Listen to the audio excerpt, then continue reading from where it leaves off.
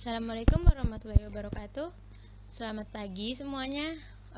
Perkenalkan, kami dari kelompok 19 akan mempresentasikan mengenai implementasi algoritma Keynes untuk mengelompokkan mahasiswa baru yang berpotensi. Nah, kami dari kelompok 19 ini terdiri dari Muhammad Adiatma Andika Suryana, Muhammad Rizky Ramadan, Cahya Kamila, dan saya sendiri Gabriela Resi Namang. Sesuai tugas yang dipaparkan, sehingga bahasan pada presentasi ini akan memuat tentang yang pertama ada permasalahan, metode, algoritma, hasil, dan kesimpulan dari jurnal yang telah kami baca. Langsung saja masuk ke materi pembahasannya ya. Yang pertama, permasalahan. Jadi pada permasalahan yang telah kami baca pada jurnal yang kami temukan adalah permasalahannya dosen pengajar mata kuliah di STMIK Budi Dharma kadang mengalami kesulitan dalam melaksanakan tindakan kelas. Nah, hal tersebut disebabkan karena potensi kemampuan yang dimiliki oleh setiap mahasiswa tidak sama atau berbeda. Nah, ini maksudnya bagaimana? Seperti dalam suatu kelas, sebagian mahasiswa berpotensi dalam bidang eksakta, tapi kurang berpotensi berbahasa Inggris atau sebaliknya. Jadi beberapa mahasiswa berpotensi di bahasa Inggris namun kurang di bidang eksakta. Nah, hal ini tentu mengakibatkan hasil pembelajaran yang kurang maksimal. Oke, nah setelah mengetahui permasalahannya, kita lanjut ke metode yang digunakan. Nah, penulis melakukan metode penelitian yang dimulai dari pra-penelitian. Nah, pra-penelitian ini berisikan kegiatan yang pertama observasi, kedua wawancara, dan yang ketiga pengumpulan data serta studi pustaka. Nah, sebenarnya yang keempat ada proses data mining seperti cleansing, integration, selection, dan transformation. Nah, tapi ini sebenarnya udah nggak masuk pada proses pra-penelitian. Langkah lebih jelasnya pada proses dapat dilihat di slide selanjutnya seperti ini.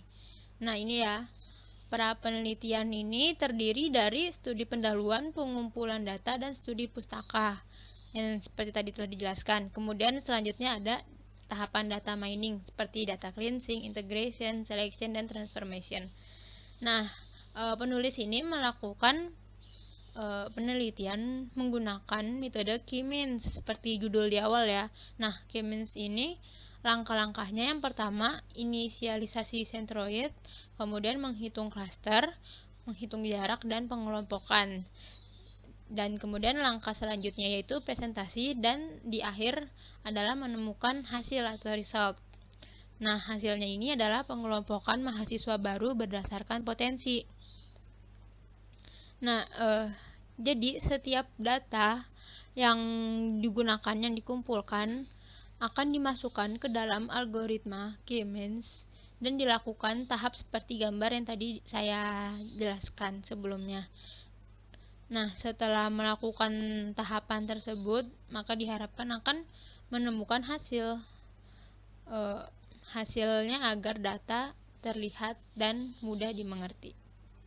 Oke, lanjut. Algoritma yang digunakan, algoritma yang jurnal ini gunakan adalah algoritma K-means. Nah, alasan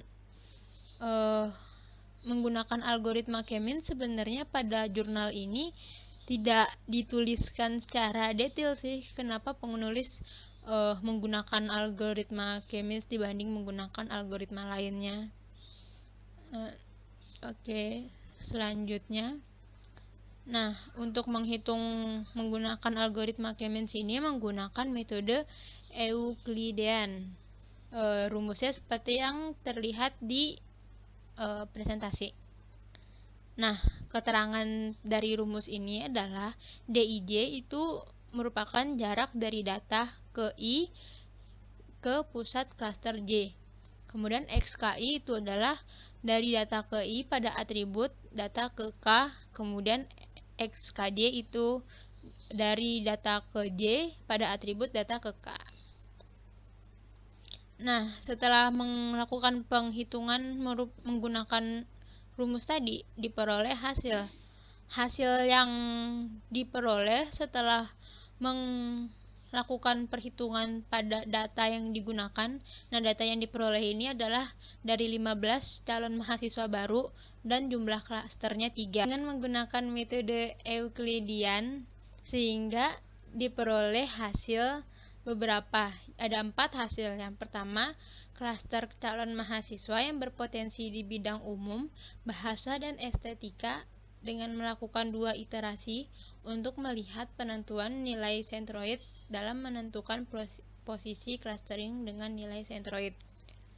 Kemudian hasil kedua yaitu pada iterasi 1 menggunakan sampling data secara acak dan iterasi 2 menggunakan nilai rata-rata penjumlahan anggota masing-masing klaster. Setelah itu dibagi dengan jumlah anggota masing-masing klaster. Kemudian iterasi dilakukan hanya 2 kali karena tidak ada perbedaan hasil clustering pada iterasi 1 dan iterasi 2.